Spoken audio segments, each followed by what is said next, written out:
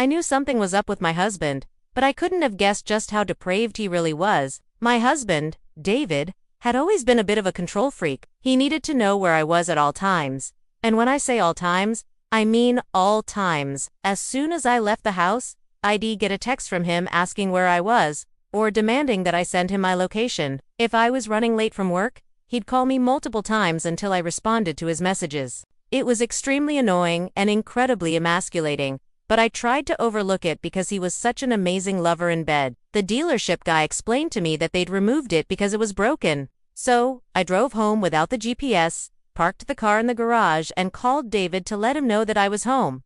"Why did you install a GPS in my car?" His face blanched. So I decided to do some investigating of my own. I started by checking my bank statements. When I knocked on the door, she opened it with a warm smile. "Can I help you?" "Hi, Mrs. Parker. It's me, your neighbor." I told him to pack his things and leave. To this day, I still wonder if he's with Mrs. Parker. All that I know for sure is that I'll never trust a man again. "Look, I know this might sound ridiculous, but I need to ask you something. Have you ever had a relationship with David?"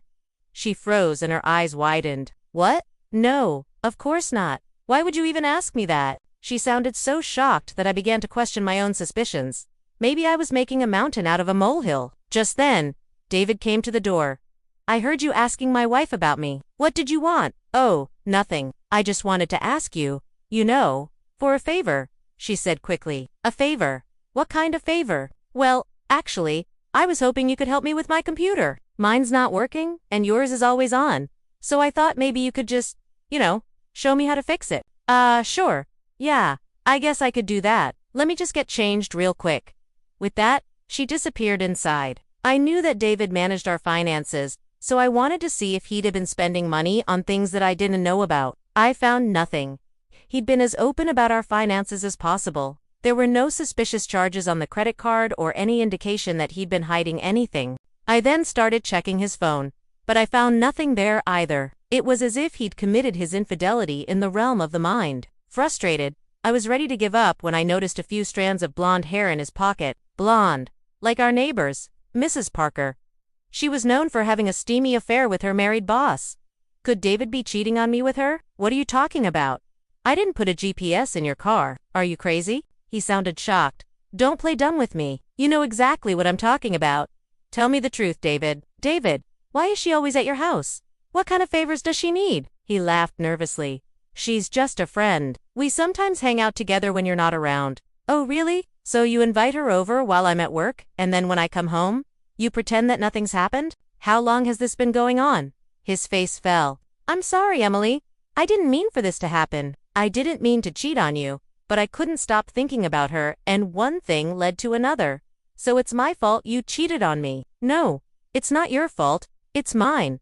I'm sorry. I'll never do it again. I promise. I swear I didn't do anything. If I did, I wouldn't be able to live with myself. Please believe me." I knew he was lying, but I didn't expect his reaction to be so extreme. Maybe I'd gotten the wrong end of the stick. Maybe he really didn't know what I was talking about. Maybe it was just my imagination. I decided to give him the benefit of the doubt and drop the subject. Then I went online and downloaded the software I needed to reprogram the GPS. After some trial and error, I was able to access the GPS and change the settings. I made sure that I was the one being tracked and not my car. Once I finished making the changes, I installed the GPS back in the car and pretended everything was fine. I then waited patiently for David to get home so I could confront him. They said David had come in and requested that they remove the GPS and keep it for repair. Apparently, the GPS had been acting up for a while, and David wanted them to fix it. I knew that David was a computer programmer, so I wasn't surprised that he'd offered to fix it himself,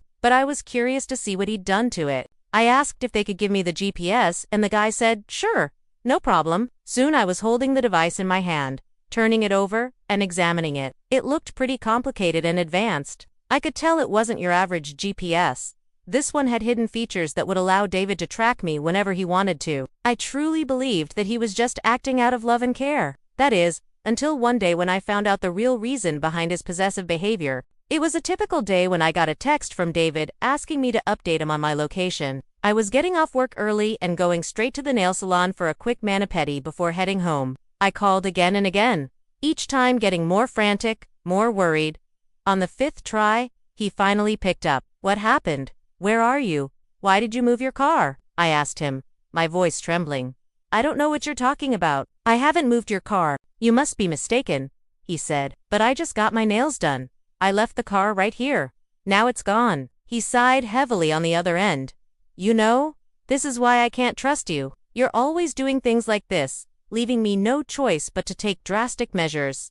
Drastic measures? What did that even mean? Was he threatening me? Before I could ask him what he meant, he hung up.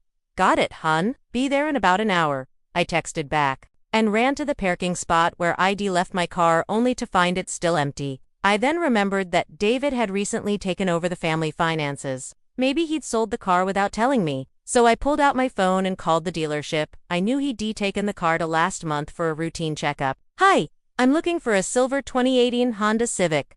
Is it here? Hold on, please. I waited while they checked, my heart sinking with every second. Yeah, we have a silver 2018 Honda Civic, and would you like us to go ahead and locate it and bring it out front for you? Yes, please. Relief washed over me. At least the car was safe and sound. All I needed to do now was wait for it to be brought out front. I then parked my car and headed into the salon. When I came out an hour later, my car was gone. I panicked and started calling David. He didn't pick up. I was so shaken by his words that I forgot all about my freshly manicured nails. When the car was finally brought out, I noticed it was missing its GPS. I wanted to confront him about it, but first I needed to figure out just how far his betrayal had reached. As soon as he walked through the door, I started grilling him. The next day, I woke up feeling angry and betrayed. I knew that David was hiding something from me. I just didn't know what it was.